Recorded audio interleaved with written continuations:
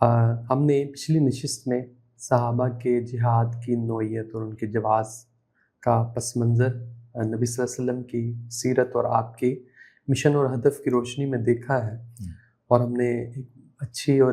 بڑی اچھی اور علمی گفتگو کا آغاز ہم نے کر دیا ہوا ہے صحابہ کی جہاد کی نوعیت کے حوالے سے۔ آج ہم دیکھیں گے،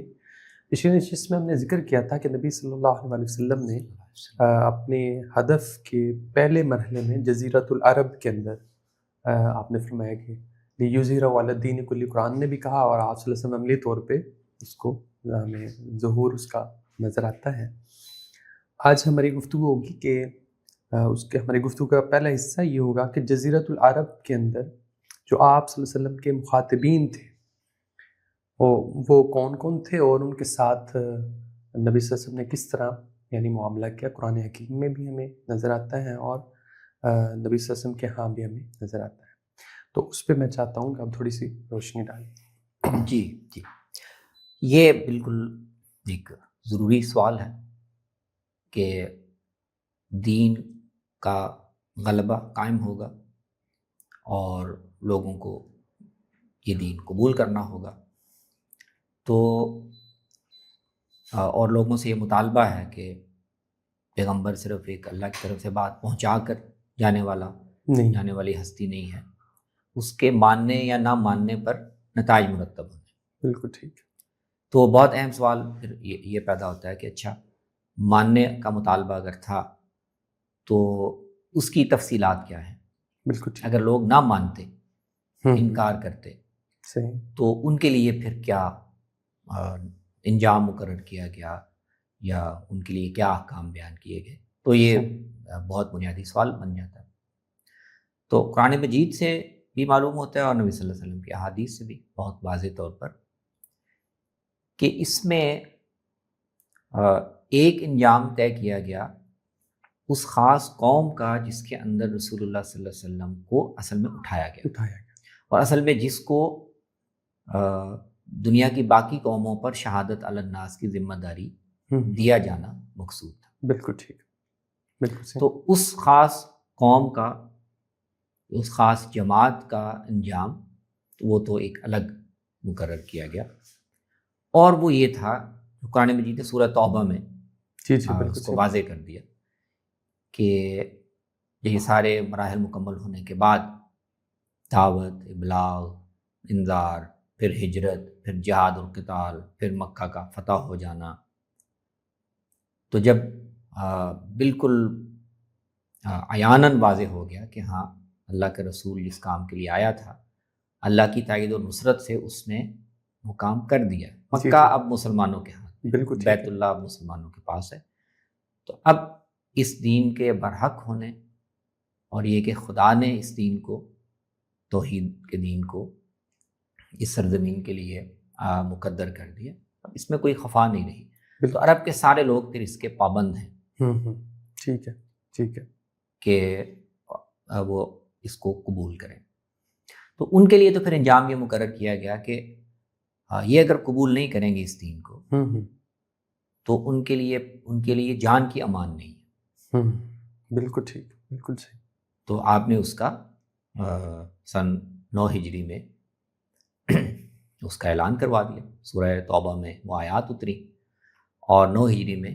اسی لیے رسول اللہ صلی اللہ علیہ وسلم خود تشریف نہیں لے کے گئے، اور بھی اس کے عوامل تھے، لیکن سیدنا ابوبکر کو امیر بنا کر بھیجا گیا، پھر سیدنا علی کو پیچھے بھیجا گیا کہ یہ آیات حضور کی طرف سے وہاں پڑھ کے سنائیں۔ تو اس میں تو یہی طے کیا گیا کہ اللہ کی طرف سے جن کے ساتھ معاہدے ہیں یا کسی کا معاہدے نہیں ہیں یا مختلف نوعیت کی، تو مہلت اللہ نے دے دی۔ جن کے ساتھ تو کوئی خاص مدت تک معاہدے ہیں وہ پورے کیے جائیں گے، لیکن جن کے ساتھ معاہدے نہیں ہیں یا وقتی معاہدے ہیں تو وہ اعلان ہونے کے بعد 4 مہینے کے بعد، اشہر حرم مکمل ہونے کے بعد، ان کے خلاف قتال شروع ہو جائے گا۔ تو فَإِذَا انْسَلَخَ الْأَشْهُرُ الْحُرُمُ، آیت نمبر 5 ہے، فَإِذَا انْسَلَخَ الْأَشْهُرُ الْحُرُمُ فَاقْتُلُوا الْمُشْرِكِينَ حَيْثُ وَجَدتُمُوهُمْ۔ یعنی اب گویا ان کے لیے زندہ رہنے کی ایک ہی وجہ رہ گئی ہے کہ وہ اسلام قبول کریں۔ ان کے اندر اللہ نے پیغمبر بھیجا ہے، ان کے اندر سارے مراحل ہوئے ہیں، ان کی زبان میں اللہ نے قرآن اتار دیا ہے، ان پر حجت تمام کر دی ہے، ان کے دیکھتے ہوئے ان کے سامنے سارا زور لگانے کے باوجود اللہ نے مکہ مسلمانوں کو فتح کروا دیا۔ تو اب ان کے پاس کوئی عذر یا گنجائش نہیں ہے جو خدا کے پیغمبر کا انکار کرے، بالکل صحیح، تو مانے ورنہ پھر قتل ہونے کے لیے تیار۔ بالکل ٹھیک۔ تو اس گروہ کا تو اللہ نے یہ طے کیا مشرکین کے لیے، صحیح، اور اس کے یعنی اس کے پیچھے یعنی اس کی لاجک کیا تھی، اس کی بنیادیں کیا تھی، وہ میں نے مختصراً بیان بالکل کی۔ لیکن اس کے ساتھ ایک دوسرا گروہ بھی تھا جس کے ساتھ نبی صلی اللہ علیہ وسلم مدنی دور میں خاص طور پر اس پر بھی حجت تمام کر رہے تھے، بالکل ٹھیک، ان تک بھی حق واضح کیا گیا۔ وہ پہلے بھی اپنی دینی روایت کی روشنی میں واقف تھے، تو ان کا انجام اللہ نے مختلف مقرر کیا، کیونکہ ان کے اندر آپ نے مبعوث ان کو نہیں کیا، وہ امیین میں سے نہیں تھے، بالکل ٹھیک، تو بالکل صحیح، ان کا انجام اللہ تعالیٰ نے پھر اس سے مختلف رکھا، اور وہ سورہ توبہ میں بیان کر دیا کہ یہ لوگ، یہ تو واضح ہو گیا کہ یہ جان بوجھ کر حق کو قبول نہیں کرتے، بالکل ٹھیک، واقف ہونے کے باوجود نہیں قبول کر رہے، تو اس کی سزا تو ان کو ملے گی، اور وہ یہ کہ یہ اب عزت کے ساتھ اور سرفرازی کے ساتھ نہیں جی سکتے، یہ مسلمانوں کے زیر دست ہو کر، محکوم ہو کر رہ سکتے ہیں۔ البتہ وہ انجام اللہ نے ان کا طے نہیں کیا کہ اگر یہ ایمان نہ لائیں، وہ مشرکین والا انجام نہیں، ان کے پاس آپشن ہے، ان کے پاس آپشن ہے۔ وہ دونوں اسباب قابل فہم ہیں، صحیح، ایک تو یہ کہ براہ راست ان کے اندر نبی کی بعثت نہیں ہوئی، صحیح، یہ جو ذمہ داری دی جانی مقصود تھی اس کا وہ اس طرح حصہ نہیں ہے، ٹھیک ہے، وہ امیین بنی اسماعیل کے لیے تھی، اس صحیح، پہلو سے بھی، اور دوسرے یہ کہ وہ بہرحال ایک دینی روایت کے ساتھ وابستہ ہے، وہ ایک آسمانی کتاب کو مان رہے ہیں، انبیاء کی روایت سے جڑے ہوئے ہیں، تو ان کے ساتھ ایک رعایت کی گئی، لیکن یہ واضح کر دیا گیا کہ وہ ایمان نہ لا کر ہیں مجرم، اللہ کی نظر میں مجرم ہیں اور دنیا میں بھی سزا کے مستحق ہیں۔ تو آیت 28 یا 29 ہے غالباً، قاتل الذین لا یؤمنون باللہ ولا بالیوم الآخر ولا یحرمون ما حرم اللہ ورسولہ ولا یدینون دین الحق من الذین اوتوا الکتاب حتی یعطوا الجزیۃ عن ید وہم صاغرون۔ بالکل صحیح، بالکل صحیح، تو ان دو بڑے گروہوں کا انجام